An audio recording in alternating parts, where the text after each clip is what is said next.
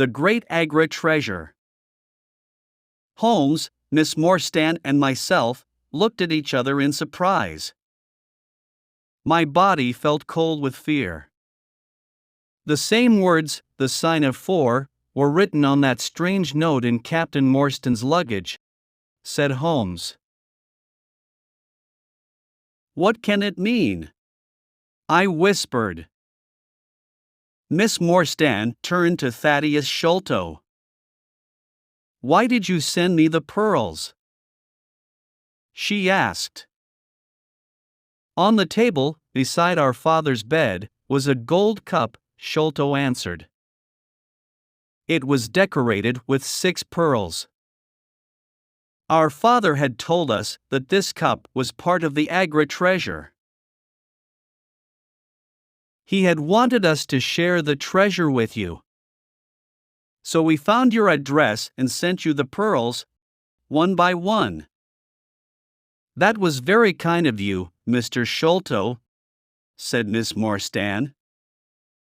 Not at all, said Sholto. But now I am going to tell you something very exciting. Yesterday my brother and I found the Great Agra treasure. You found the treasure? We repeated in astonishment. Yes. Our father had died before he told us, or it was hidden. My brother, Bartholomew, and I searched for the treasure for 6 years. Yesterday, we found it. That is why we sent you the letter, Miss Morstan. We have found the treasure. But half of it belongs to you. Where is the treasure now? Asked Holmes. At my father's house, Pondicherry Lodge, replied Sholto. My brother, Bartholomew, lives there now. We must go there immediately, so that Miss Morstan can see the treasure and claim her share. Bartholomew is expecting us. Miss Morstan, tonight you will be a rich woman. Miss Morstan was going to be very rich. I should have been very happy. But I did not feel happy at all. I had fallen in love with Miss Morstan. But I did not have very much money. If she became rich, I could not ask her to marry me. Thaddeus Sholto put on his coat. Come, he said. I have a cab waiting outside. It will take us to Pondicherry Lodge. We must not be late. It was a long drive to Pondicherry Lodge. The night was cold, and the moon was shining brightly. As we sat in the cab, Thaddeus Sholto continued to talk. Holmes, Miss Morstan, and myself listened. My brother, Bartholomew, is a very clever man, he said. He knew that the treasure was somewhere in the house. He had an idea. He measured the height of the house outside. It was 74 feet high. Then he measured the height of the rooms inside the house. He added the heights of the rooms together. The total was only 70 feet. There was extra space under the roof. My brother made a hole in the ceiling of the room on the top floor. He found a secret room. Inside this little room, the treasure chest was standing. Last night, I helped Bartholomew to lower the chest down into the room below. We opened the chest with a key, which we found beside it. Thaddeus Sholto's voice became excited. Inside the treasure chest were hundreds of beautiful jewels, diamonds, rubies, sapphires, and many others. They shone so brightly that they hurt our eyes. Miss Morstan, the Agra treasure is really wonderful. But here is Pondicherry Lodge. We have arrived. Soon you will see the treasure for yourself. It was now nearly 11 o'clock. Pondicherry Lodge was a big house with a high wall around it. Everything was black and silent. There was no light except the moonlight. This is very strange, Thaddeus Sholto said nervously. I don't understand why there are no lights. My brother, Bartholomew, is expecting us. But the house is dark. We walked up to the house. Suddenly we heard a noise coming from inside that great black house. It was the sound of a woman crying. The only woman in the house is the housekeeper, said Sholto. Something is wrong. We hurried to the door and knocked. A tall old woman opened it. Her face was white with fear. Oh, Mr. Thaddeus, I'm glad you have come, she said. I'm very frightened. Come into the house, Mr. Thaddeus. Oh, I'm glad that you are here. Something terrible has happened to your brother. A terrible murder. Thaddeus Sholto began to shake with fear. His face was very white. What do you mean? He asked the housekeeper. What is the matter with my brother? He locked himself in his room. He was there all day. When I knocked on the door, he would not answer me, she said. I knew that something must be wrong.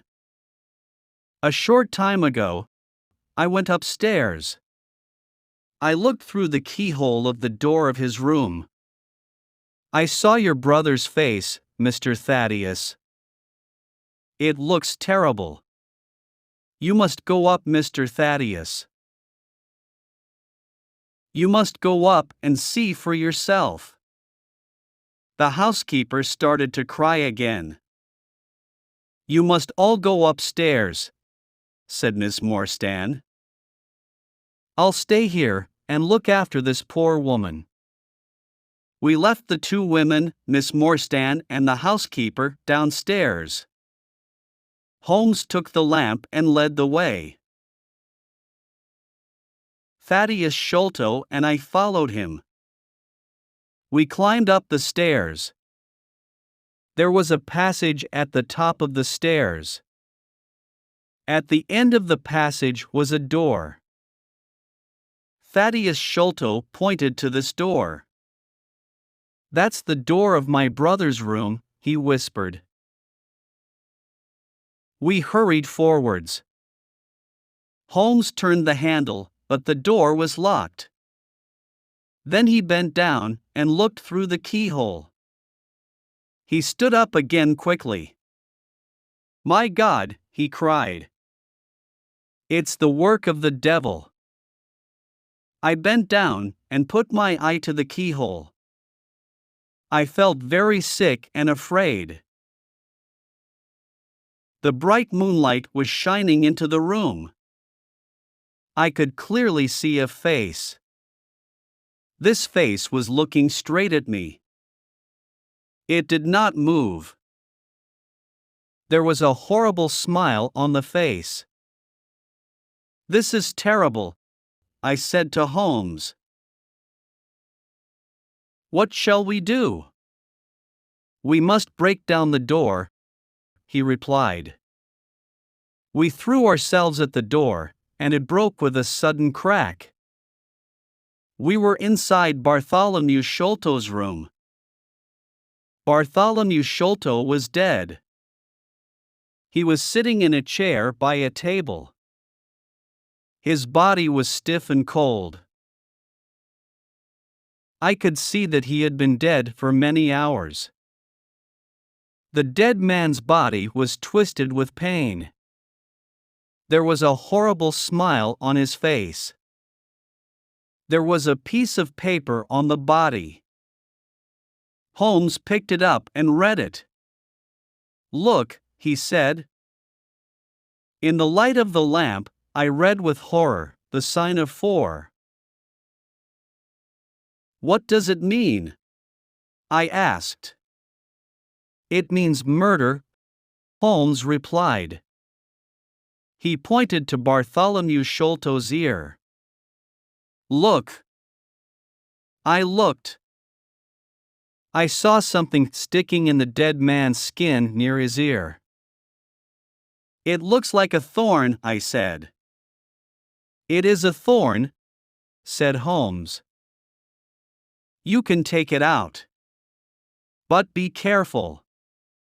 It is poison." I took the thorn between my finger and thumb. I pulled it away easily from the dead man's skin. I looked at it. It was hard and sharp. I saw that it had poison on it. "So this is how Bartholomew Sholto died," I said. "What a terrible death. But who killed him? And why?" We had forgotten about Thaddeus Sholto. He was still standing in the doorway. Suddenly he gave a cry.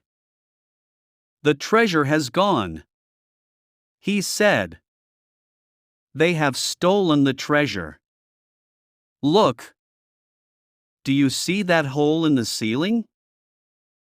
We lowered the treasure down through that hole last night." After I had helped my brother with the treasure, I left him here in this room. I was the last person to see my brother alive. I heard him lock the door as I came downstairs. "What time was that?" asked Holmes. "It was 10 o'clock. And now my brother, Bartholomew, is dead and the great Agra treasure has gone."